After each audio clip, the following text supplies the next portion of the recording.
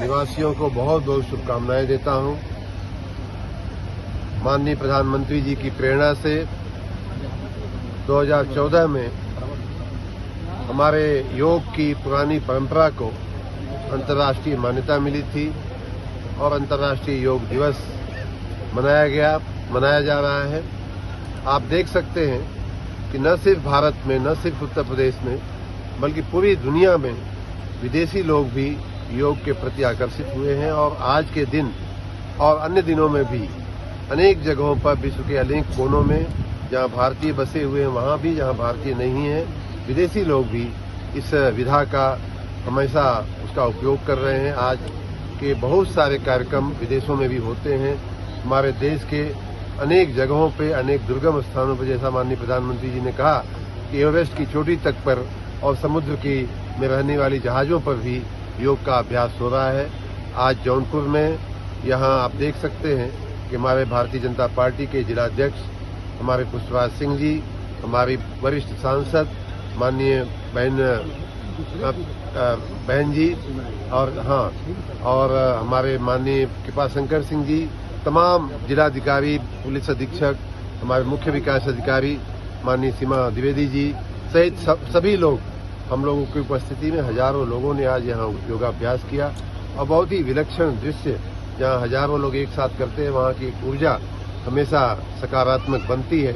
इस बार के अंतर्राष्ट्रीय योग दिवस का जो थीम है वो बहुत ही महत्वपूर्ण है। जैसा माननीय प्रधानमंत्री जी ने शार्ट में बताया भी, वन अर्थ वन हेल्थ। कोई भी व्यक्ति अगर ये सोचता हो कि वो स्वयं अकेले में स्वस्थ रह सकता है, अपने जलवायु को बर्बाद करके, नुकसान करके, अपने इर्द गिर्द के वृक्षों को नुकसान करके, अपने पर्यावरण को नुकसान करके, अपनी जल को, थल को, नभ को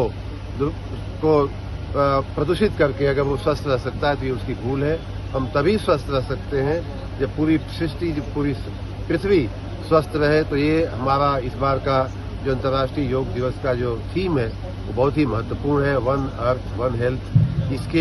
इसको मूल मंत्र मान करके हम सभी अपने स्वयं को स्वस्थ रहने के लिए अपने दैनिक जीवन में योगाभ्यास अवश्य शुरू करें और अपने इर्द गिर्द जो हमारी प्रकृति है उसको भी स्वस्थ रखने का पूरा प्रयास करें। प्रकृति हमें स्वस्थ रखेगी और हमें अपना जो योगाभ्यास हम करेंगे, चाहे सांसों का करें, चाहे शरीर का करें। योग के बारे में ऐसा भी कहा गया है कि चित्त वृत्ति निरोध इत योग, और जो हमारा दैनिक योगाभ्यास होता है, जैसा कि यहाँ प्रशिक्षक महोदय ने भी बताया कि हम अगर दैनिक इन बातों का अभ्यास करते हैं, श्वासों पर नियंत्रण रखना सीखते हैं, शरीर को संतुलित और सुडौल रखना, सुव्यवस्थित रखना, स्वस्थ रखना सीखते हैं, तो हमारे मन की वृत्तियां जो है वो भी नियंत्रित होती हैं। योग हमारी एक बहुत ही पुरानी विधा है। ये हमारे आदि योगी भगवान शंकर ने स्वयं माँ पार्वती को सबसे पहले इसका ज्ञान दिया था। उसके बाद महर्षि पतंजलि ने अष्टांग योग का हम सबको ज्ञान दिया। उसमें यम, नियम, प्रत्याहार, साधना, धारणा, साधना, तमाम चीजें बताई गई हैं। हमारा बहुत ही गहरा ये विज्ञान है, जिसको आज एक गर्व की बात है कि अंतर्राष्ट्रीय योग दिवस के अवसर पर पूरा विश्व हमारी इस गहराई को, हमारी इस चेतना की, चिंतन की गहराई को स्वीकारने लगा है।